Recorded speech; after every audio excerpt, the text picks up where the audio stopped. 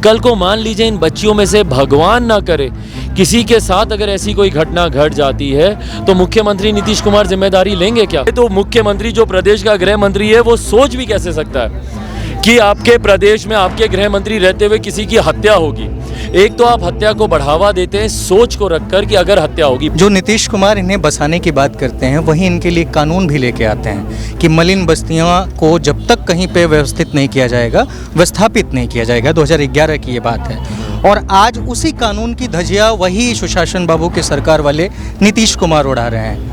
क्या लगता है कि नीतीश कुमार ये जनता के लिए हैं या फिर भाजपा के समर्थन से मुख्यमंत्री बने रहने के लिए? भाई उनको तो सिर्फ अपनी कुर्सी की चिंता है ना। उन्होंने गरीबों की बात कब की आखिरी बार मुझे बताइए, या इन गरीबों के साथ वो दिखे कब? तो चिराग पासवान इस वक्त उसी मलिन बस्ती में पहुंचे हुए हैं जहां पे हमने कल इंटरव्यू के दौरान इनसे रिक्वेस्ट किया था। चिराग, इस बस्ती में तो आप आ गए, पटना में करीब ऐसी 50 बस्तियां हैं, वहां तक कैसे पहुंचेंगे और उन लोगों का दुख कैसे कम होगा इस सरकार में? भाई सिर्फ पटना में ही नहीं, पूरे बिहार प्रदेश की आप बात करें, पूरे प्रदेश में यही हाल है। अतिक्रमण हटाने के नाम पर जो गुंडागर्दी शासन प्रशासन के द्वारा की जा रही है, भाई एक सिंपल सा हम लोग की मांग है कि पुनर्वास कर दीजिए। जहाँ से आपको हटाना है, गरीब आपको बदसूरत लगते हैं, हटा दीजिए। गरीब आपको लगता है कि आपकी खूबसूरती में दाग लगा रहे हैं, हटा दीजिए। पर एक पुनर्वास तो दे दीजिए। यहाँ से हटाने का कारण भाई मैं आपको सिंपल सा बताता हूँ कि आसपास जो बंगले हैं उसकी खूबसूरती खराब हो रही है। मंत्रियों को लगता है उनकी कोठियों की खूबसूरती खराब हो रही है। क्यों? क्योंकि गरीब लोग हैं, कपड़ा धोता है, सामने खाना बनाता है, झोपड़ी है, कपड़ा सुखाता है, तो हमारी घर, हमारी खिड़की, हमारी बालकनी से अच्छा नहीं लगता है सब देखना, तो हटाओ। मुख्यमंत्री नीतीश कुमार जी की अब एकमात्र नीति रह गई है, गरीबी उनसे हटती नहीं तो गरीबों को हटा दो। वो इस नीति के तहत मुख्यमंत्री नीतीश कुमार जी काम कर रहे हैं। भैया छोटे छोटे बच्चे हैं, 2-2 दिन से इन लोगों ने खाना नहीं खाया है, महिलाएं हैं, बुजुर्ग हैं, जवान बच्चियां हैं। प्रदेश के हालात, आप शौचालय की व्यवस्था नहीं है भाई। प्रदेश के हालात आप जानते हैं, रोज़ किसी ना किसी ज़िले में बलात्कार, इस तरीके की घटनाएं घट रही हैं, छोटी छोटी बच्चियों के साथ घट रही हैं।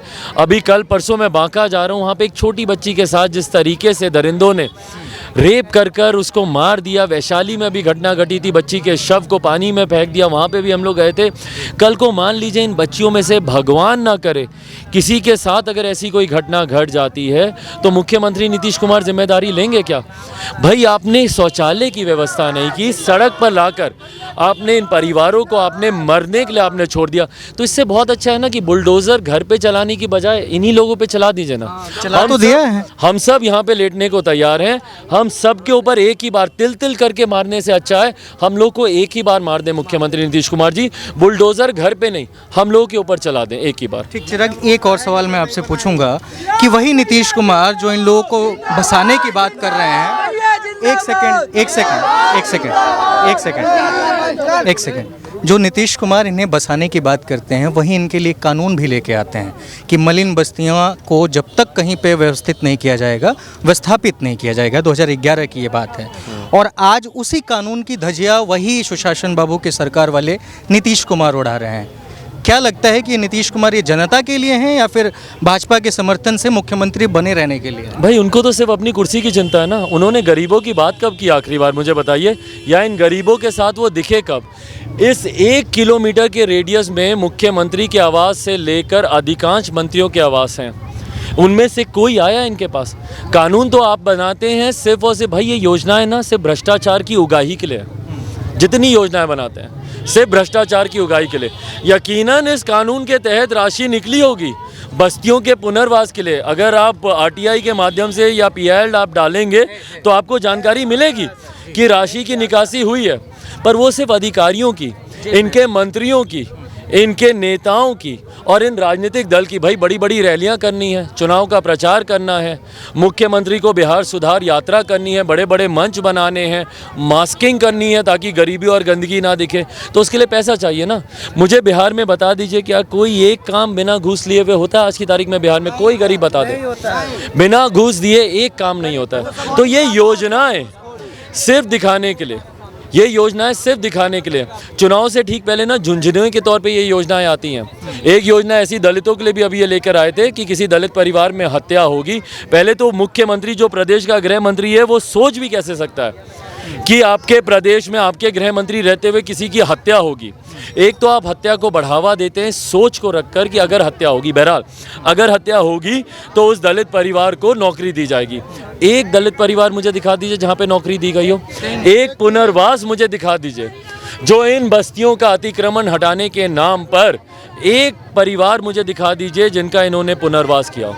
तो ये तमाम बातें भाई, आज अगर चुनाव आप घोषित कर दीजिए, आज अगर चुनाव आयोग इलेक्शंस अगर आज अनाउंस कर दे, हर नेता मंत्री साक्षात दंडवत होगा यहाँ पे, जमीन पर लेटा दोनों हाथ जोड़े हुए। और हमेशा होता है, यहाँ के भाजपा के एक विधायक हैं, डॉक्टर साहब हैं वो, लेकिन यहाँ नहीं आते हैं क्योंकि वहाँ पे क्लिनिक नहीं चलेगी। एक स्वास्थ्य मंत्री हैं जो कि पूरे बिहार का स्वास्थ्य उनके जिम्मे है, उनके यहाँ मलिन बस्तियाँ हैं, गरीबों की बस्तियाँ हैं, उनका स्वास्थ्य कहीं ना खराब हो जाए वो उनको हटा रहे हैं। बिल्कुल, और आज चुनाव हो जाए, ये सब लाइन लगाकर एकदम करमवत तरीके से एक एक चाची चाचा चाची दादी सब करेंगे लोग अगर चुनाव अगर सामने आ गए। पर क्योंकि अभी चुनाव है नहीं, 2 साल तक ये लोग जिए मरें, बिहार का भविष्य बर्बाद हो जाए। देखिए छोटे छोटे बच्चे, मतलब मेरी समझ में नहीं आता, इनका दिल ज़मीर सब मर गया है, इंसानियत भी इनके अंदर नहीं बची। भाई कोई इतना निर्दयी, इतना कठोर कैसे हो सकता है? 4 दिन अगर आप इन लोगों को रहने देंगे यहाँ पे, क्या बिगड़ जाएगा आपका? मुझे बताएं ना, क्या बिगड़ जाएगा? अगर इनको एक ऑल्टरनेटिव, एक वैकल्पिक व्यवस्था देकर अगर सह सम्मान इज्जत के साथ, ऐसा क्या होने वाला है यहाँ पर कि भाई अगर आज रात अगर इनको घर से नहीं निकाला तो कौन सा भूचाल, भूकंप या प्राकृतिक आपदा आने वाली है, मेरी समझ के परे है भाई। अच्छा, आखिरी सवाल चिराग, आप यहाँ पे आए हैं, बहुत सारे लोगों से भी मिलना है, आप सुझाव के रूप में क्या देंगे? और अगर आप नीतीश कुमार के वहाँ पे होते, उस कुर्सी पे अगर आप विराजमान होते, तो आप जनता के लिए क्या प्लान लेके आते हैं इन लोगों के? भाई मैं भुक्तभोगी हूँ, मैं कहने के लिए ही नहीं, आप जानते हैं कि मेरे साथ जो घटना घटी है, मैं इनकी पीड़ा को समझ सकता हूँ। मेरा भी सामान इन्हीं की तरह आज भी दिल्ली की सड़कों पे ही पड़ा हुआ है, तो मैं इनकी पीड़ा को मैं बिल्कुल समझ सकता हूँ। भाई मैं इसीलिए मैं बोलता हूँ ना, आप इनको पहले पुनर्वास कीजिए। मैं अगर उनकी जगह होता भाई, सबसे पहले तो मैं अपने कमरे का एसी बंद करके आता। मुख्यमंत्री जी जो अभी भी इस वक्त भी लिख के ले लीजिए, एसी चलाकर पैर पे पैर रखकर रिमोट हाथ में लेकर टीवी देख रहे होंगे और सोच रहे होंगे कि भैया अब मैं उपराष्ट्रपति कैसे बनूं, कि मैं राष्ट्रपति कैसे बनूं, या अगली ऐसी कौन सी संवैधानिक कुर्सी का कि मैं व्यवस्था कर लूं ताकि मैंने जो घोटाले किए हैं, जो सृजन घोटाला मैंने किया है, या इन्होंने जो 7 निश्चय के नाम पर, भाई हर एक जगह नली गली के नाम पर सड़कें खुदी पड़ी हैं, टैंकियां फटी पड़ी हैं, पाइपें फटी पड़ी हैं, हर घर नल जल योजना के नाम पर, तो भ्रष्टाचार की तो सबसे बड़ी योजना ये भी है। तो इस डर से कि भैया इस योजना में जब जांच होगी तो भ्रष्टाचार में मुझे जेल ना जाना पड़े, तो मैं एक संवैधानिक कुर्सी पहले अपनी तलाश लूँ, तो वो सिर्फ इसी चिंता में एसी चलाकर बैठे होंगे। भाई 10 कदम की दूरी पर है, एक बार मुख्यमंत्री जी आ जाते यहाँ पर, या इनके किसी मंत्री को ही अधिकृत तौर पर भेज देते, 4 दिन 5 दिन का समय, मुझे बताया गया 2105 घरों के आवंटन की भी बात यहाँ पर हुई है योजना के तहत जो इनको बना कर देने हैं। भाई अगर पहले वो बन जाते, 2 महीने 3 महीने अगर लग भी जाते उसमें, तो क्या बिगड़ जाता? 20 साल तो हो गए, 20 साल तो हो गए, उम्मीदें दिखाते। बिल्कुल बिल्कुल। शुक्रिया चिराग बातचीत करने के और लिए। भाई ताजुब की बात, 1400 करोड़ का म्यूजियम कितनी दूरी पर है, उसका अगर एक हिस्सा 1/10 ऑफ दैट अमाउंट अगर ये लोग यहाँ पर इनके लिए खर्च कर देते, या बिहार के गरीबों के लिए अगर ये खर्च कर देते, भाई क्या करना, जब बिहार ही नहीं रहेगा तो बिहार के इतिहास को म्यूजियम में क्या दिखाएंगे आप? नालंदा में विकास होगा, नालंदा में विकास, नालंदा में भी जाके देखिए यही हालात है। चलिए बहुत बहुत शुक्रिया बातचीत करने के लिए। तो ये चिराग पासवान थे जो यहाँ पे पहुँचे थे, जनता से मिल रहे थे, उन लोगों से जिनके घरों को अभी 2 दिन पहले ही तोड़ दिया गया और बिना किसी नोटिस के तोड़ दिया गया। ये सब दलित समुदाय से आने वाले लोग हैं, कोई पासी है, कोई पासवान है, अन्य भी जातियों से जो समाज हैं वो लोग हैं, और यहाँ पे सालों से वो लोग रह रहे हैं, करीब 35-40 साल से लोग यहाँ पे रह रहे हैं, लेकिन उनका विस्थापन हमेशा होता है, उनके घरों को हमेशा तोड़ा जाता है, लेकिन उनका घर नहीं बनाया जाता है और उन्हें पूर्ण रूप से एक ऐसे जगह पे प्रॉपर तरीके से व्यवस्थित नहीं किया जाता है जहाँ पे उन्हें करके नीतीश कुमार को अमर हो जाना चाहिए, लेकिन वो ऐसा नहीं कर रहे हैं। फिलहाल इस वीडियो में इतना ही। मेरा नाम अनिल शारदा है, आप तो पंचायत देख रहे हैं। शुक्रिया।